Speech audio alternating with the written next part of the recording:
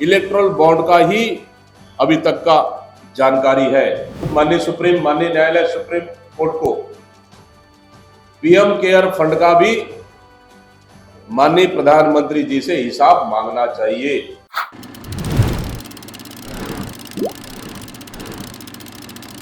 छत्तीसगढ़ प्रदेश कांग्रेस अध्यक्ष दीपक बैज ने electoral bond को लेकर बीजेपी पर बड़ा हमला बोला है। उन्होंने इसे बहुत बड़ा घोटाला बताते हुए कहा कि चुनावी चंदे के इस खेल में भारतीय जनता पार्टी बेनकाब हो चुकी है। बैज ने चुनाव आयोग से बीजेपी की मान्यता रद्द करने की मांग की है। वर्तमान परिस्थिति में पूरे देश में जिस हिसाब से माहौल अभी चल रहा है, आप लोग अवगत है। इलेक्टोरल बॉन्ड को लेकर देश की जनता जानना चाह रही है और देश की हर एक नागरिक जानना चाह रहे हैं। इसके लिए मैं बहुत बहुत धन्यवाद देता हूं माननीय न्यायालय सुप्रीम कोर्ट को, जिन्होंने कम से कम जो इलेक्टोरल बॉन्ड को असंवैधानिक करार दिया और उसकी जानकारियों को सार्वजनिक करने का एसबीआई को उन्होंने निर्देशित किया। इसके लिए धन्यवाद। केंद्र सरकार नहीं चाहती थी कि एसबीआई पूरी जानकारी सामने लाए। कहीं न कहीं केंद्र सरकार की बहुत बड़ी मिलीभगत है, दाल में काला है, इसलिए वो चाहती थी कि इसको छुपाया जाए। लेकिन माननीय न्यायालय ने देश की जनता के सामने सार्वजनिक कर भारतीय जनता पार्टी और केंद्र सरकार की पूरा पोल खोल के उन्होंने रख दी है। आदरणीय साथियों, चुनावी चंदा घोटाला देश के लिए बहुत बड़ा घोटाला है। इसलिए कांग्रेस कमेटी मांग करती चुनावी चंदा घोटाले के लिए भाजपा की मान्यता रद्द की जानी चाहिए। इसलिए रद्द की जानी चाहिए क्योंकि भारतीय जनता पार्टी केंद्र में सरकार रहते हुए इसका दुरुपयोग किया है। इसलिए भारतीय जनता पार्टी की मान्यता रद्द किया जाना चाहिए। इलेक्टोरल बॉन्ड भाजपा के भ्रष्टाचार का नमूना है। मोदी सरकार ने कंपनियों पर ईडी, सीबीआई से छापा मरवाकर भाजपा के लिए चंदा वसूला है। मोदी सरकार ने केंद्रीय एजेंसियों का दुरुपयोग, विपक्षी दलों के नेताओं के दमन के साथ ईडी, आईटी, सीबीआई का दुरुपयोग कर भाजपा का वसूली एजेंट बना दिया है। जहां चुनाव होते वहां के विपक्षी दलों के नेताओं के खिलाफ झूठे मुकदमे दर्ज कराए जाते हैं। ईडी के द्वारा षड्यंत्र रचा जाता है।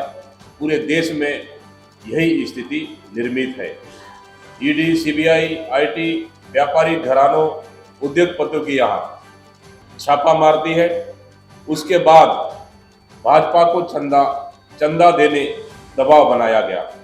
हजारों करोड़ रुपए वसूला गया।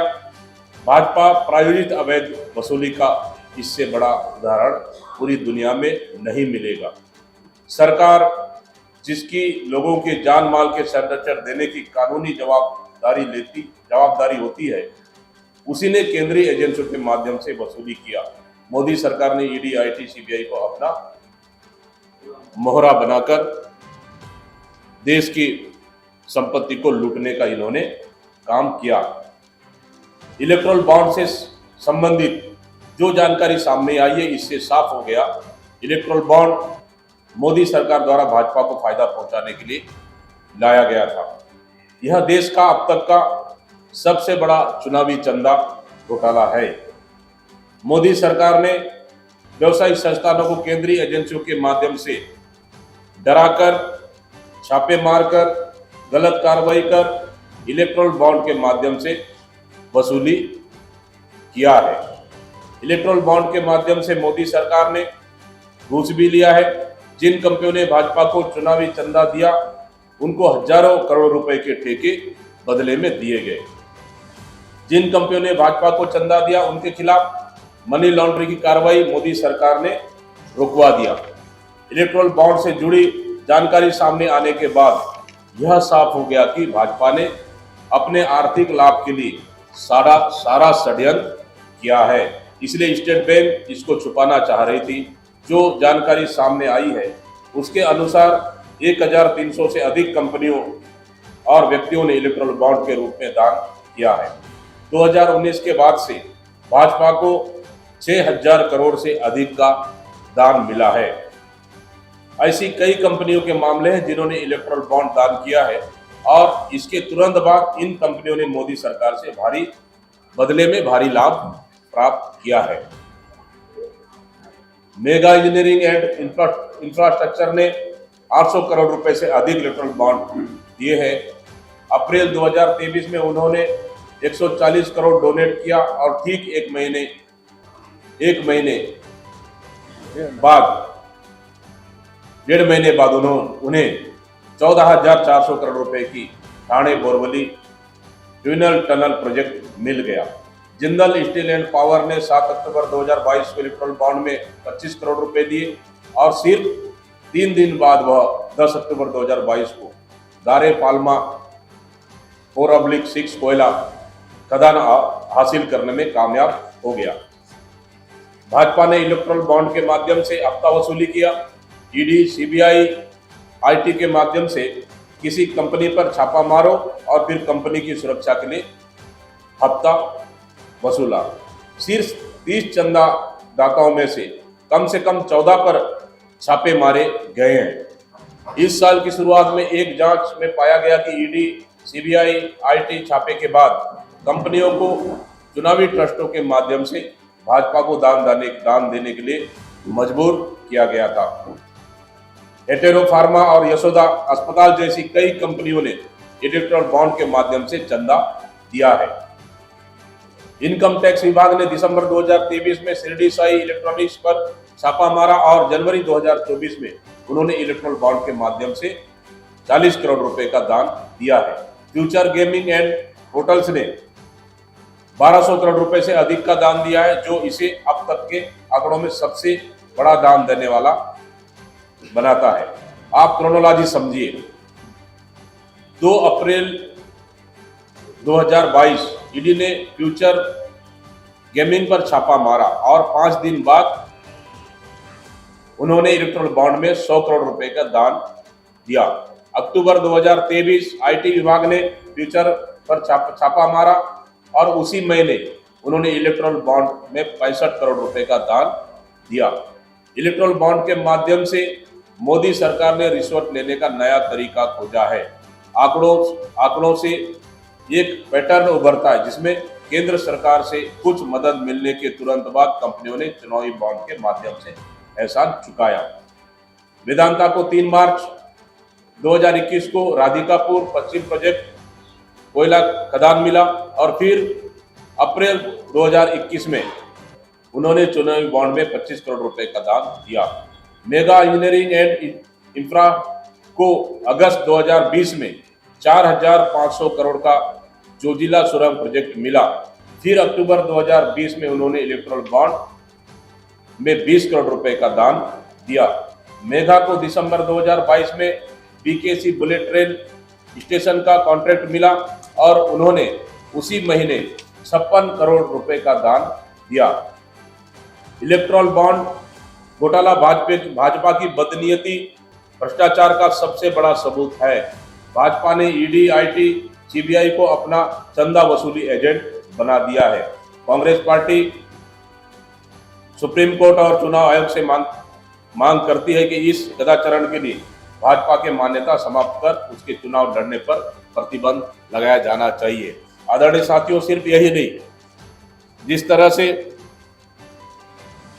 उत्तराखंड की एक टनल बनाने वाली कंपनी से जहां सैकड़ों मजदूर फंसे होते हैं, उनसे तक भारतीय जनता पार्टी ने कमीशन खाया है। इसके साथ ही कोविशील्ड कंपनी सीरम कंपनी, जो कि कोरोना के समय में देश के लिए हर नागरिक को टीका लगाने का केंद्र सरकार ने निर्णय लिया ताकि देश की जनता की जान बच सके। और प्रधानमंत्री नरेंद्र मोदी ने देश की जनता को काली मोमबत्ती जलाकर देश की जनता को ठगने का काम, बेवकूफ बनाने का काम किया। और साथ ही उस कंपनी से भी लगभग 52 करोड़ रुपए से अधिक उन्होंने कमीशन खाया है। मतलब जो कंपनी देश के लिए दवाइयां बनाती है, उस कंपनी को भी भारतीय जनता पार्टी और मोदी सरकार ने कमीशन को नहीं छोड़ा। इस तरह से डीएलएफ, कुछ उदाहरण मैं दे रहा हूं। डीएलएफ 25 जनवरी 2019 को रेड होता है और 9 अक्टूबर 2019 को बॉन्ड खरीदी होता है, चंदा वसूली होता है। इस तरह आईएफबी एग्रो, उसी तरह यशोदा हॉस्पिटल, उसी तरह हेट्रो ड्रग्स एंड हेट्रोलैब, एलिडिया energy, Chennai green woods, Hero Moto, future gaming, hotel service, Jindal steel and power, microlab, NCC,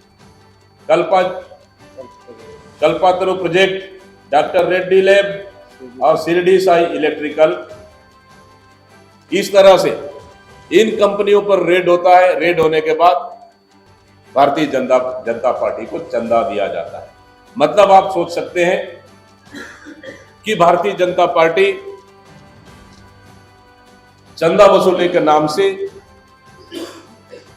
सामने वाले कंपनियों को रेड करो, उसके बाद उनसे चंदा लो, या फिर रेड के नाम से उनको डराओ और धमकाओ, उनसे चंदा ले लो, या फिर चंदा दे दो, धंधा ले लो। इस तरह से भारतीय जनता पार्टी, केंद्र सरकार ने इलेक्ट्रोल बॉन्ड के नाम से देश की जनता की गाड़ी कमाई का पैसा इन्होंने लूटने का काम किया। आप सोच सकते हैं, सिर्फ ये तो इलेक्ट्रोल बॉन्ड का ही अभी तक का जानकारी है, जो अभी भी एसबीआई ने, मैं समझता हूं, पूरी जानकारी अभी तक सार्वजनिक नहीं की है। कुछ जानकारियां आना बाकी है। नंबर 1, नंबर 2, मैं तो मांग करता हूं कि माननीय न्यायालय सुप्रीम कोर्ट को पीएम केयर फंड का भी माननीय प्रधानमंत्री जी से हिसाब मांगना चाहिए। मैं समझता हूं अगर पीएम केयर फंड का हिसाब इस तरह से आ जाएगा तो मैं समझता हूं कि ये इलेक्ट्रोल बॉन्ड घोटाले के बाद भारतीय जनता पार्टी, केंद्र सरकार का पीएम केयर फंड में सबसे बड़ा घोटाला आएगा। मैं पूछना चाहता हूं भारतीय जनता पार्टी के नेताओं से, जब गुजरात के मुख्यमंत्री थे, तत्कालीन उस समय स्वयं बोला करते थे कि देश की जनता का एक एक रुपए देश की जनता को और देश के नागरिकों को जानने का अधिकार है। लेकिन केंद्र सरकार कानून पास कर इलेक्ट्रोल बॉन्ड को छुपाने का प्रयास करती है। पीएम केयर फंड का पैसा पीएम केयर फंड की पैसा देश को, जनता को जानने का अधिकार नहीं है। मैं पूछना चाहता हूं भारतीय जनता पार्टी और प्रधानमंत्री से, क्या पीएम केयर फंड का भी हिसाब की जानकारी देंगे क्या? अगर वो भी जानकारी आ जाए, मैं समझता हूं देश का सबसे बड़ा घोटाला भारतीय जनता पार्टी और मोदी सरकार के खिलाफ में आएगा। देश प्रदेश की सभी बड़ी खबरों से जुड़े रहने के लिए हमारे YouTube चैनल को लाइक, शेयर और सब्सक्राइब करना ना भूलें। साथ ही लेटेस्ट खबरों के लिए बेल आइकन को प्रेस